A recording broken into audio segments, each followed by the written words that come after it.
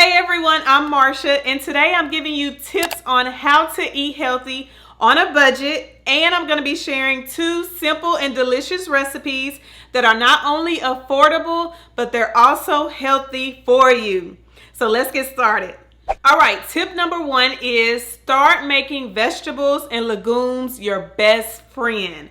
So what do I mean by legumes? Well, beans and peas are part of the legume family. So we're talking kidney beans, pinto beans, black beans, chickpeas, green peas, all different types of beans and peas. They're part of the legume family. So once you incorporate legumes with different type of vegetables, then you're getting the best of both worlds. So why is that important? Well, number 1, easy, right? They're super nutritious for you. But number 2 is they can be found all throughout the grocery store at a variety of prices. So you can find them in the fresh produce section, you can find them in the canned goods section, and you can find them in the frozen food section. So you can find vegetables and legumes all throughout the grocery store at different prices to fit your budget. All right, tip number 2 is don't feel pressured to fit within a certain lifestyle or diet.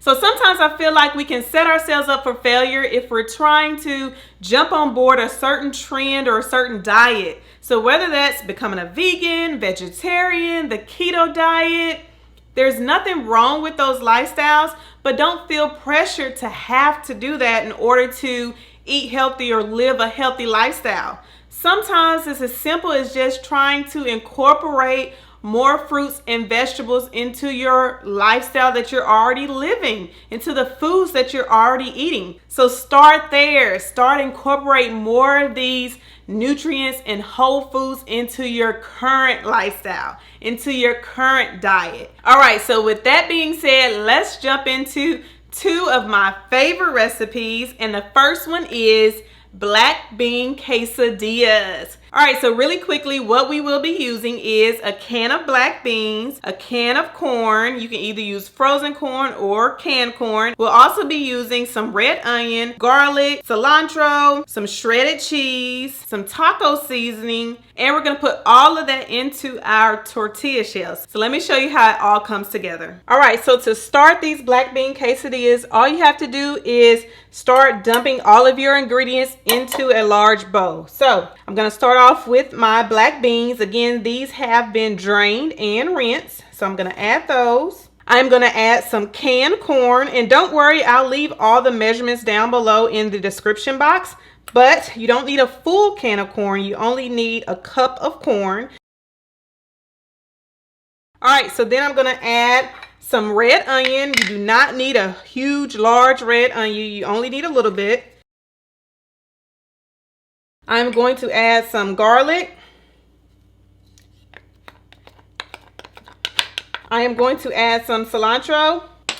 And then I'm going to add some taco seasoning. So this is what makes it all come together and makes it a Southwestern or a Southwest quesadilla. So you need some taco seasoning. I like to make my own taco seasoning. So you only need 2 tablespoons of taco seasoning. And if you can't make your own, then feel free to just use the store-bought taco seasoning pack. That is certainly fine as well. All right, so I got 2 tablespoons of taco seasoning. And last but not least is the cheese. So I'm gonna add my cheese. Whatever cheese you want to use is totally fine. I like to use, a combination of cheeses. So this is Mexican cheese, but feel free to use, any other cheese that you want. All right, so now it's time to stir. So we're gonna mix this all together.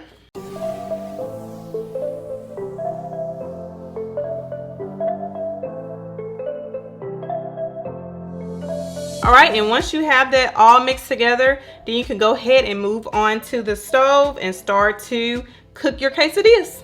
You want to just start off by taking a couple of spoonfuls of your mixture, and you can kind of just eyeball this. I usually do about 3 or 4 spoonfuls, and then just kind of flatten the mixture on one side of the tortilla And then you're going to press the other side down and kind of make it flat like a half moon. So I like doing my quesadillas in these half moon sizes because it's just easier for me to cook and flip in the skillet.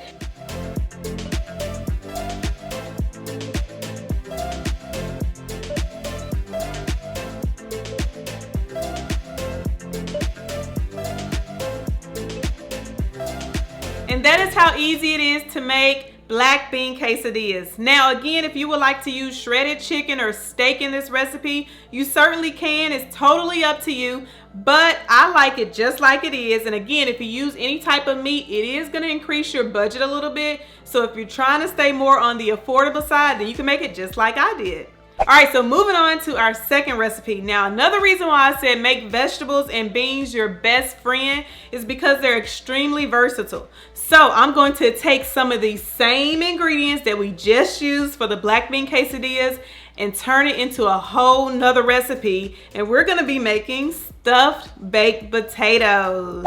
So instead of regular baked potatoes, I'm gonna be using sweet potatoes because sweet potatoes are healthier for you. They're packed with nutrients and vitamins and tons of antioxidants. So I love using sweet potatoes more than I use regular baked potatoes, but you certainly can use regular baked potatoes for this recipe. All right, so what we're gonna be using, pretty much the same. We're gonna be using canned black beans that I'm gonna drain and rinse off. We're gonna be using canned sweet corn that I'm gonna drain and rinse off, some onion, some garlic, and my homemade taco seasoning to make it a southwestern stuffed potato. The only thing that I'm not going to be using is cheese, but if you're going to be using this with a regular baked potato, then I probably would include that cheese because that'll probably be really good to add cheese to like an Idaho or russet potato. But since I'm using sweet potato, that's the only thing I'm going to leave out. All right, so let's get started. All right, so this time I'm actually going to be mixing up all of my ingredients just like I did before, minus the cheese.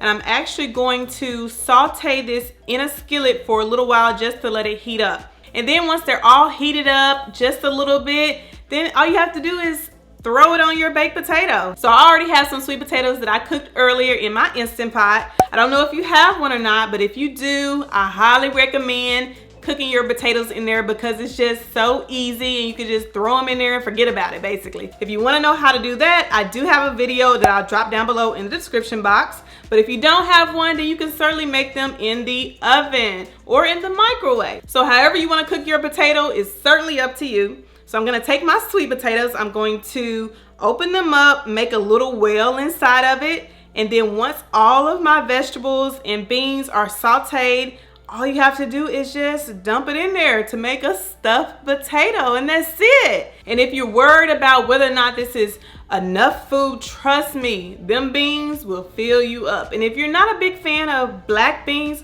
feel free to use any other type of beans that you want, whether that's kidney beans or pinto beans. This is why it's so important to start trying out and experimenting on different fruits and vegetables and beans because you never know what you'll like. All right, I hope you enjoyed both of these recipes that are easy and affordable to make. If you did, please leave me a big thumbs up down below. And don't forget to check out the rest of the recipes on my channel because I love making food that's healthy and simple to make. So make sure you check out those as well. And if you haven't already, hit that subscribe button so you can subscribe to my channel and you'll never miss when I upload a video. All right, thanks so much for watching. Till next week, I'll see you later.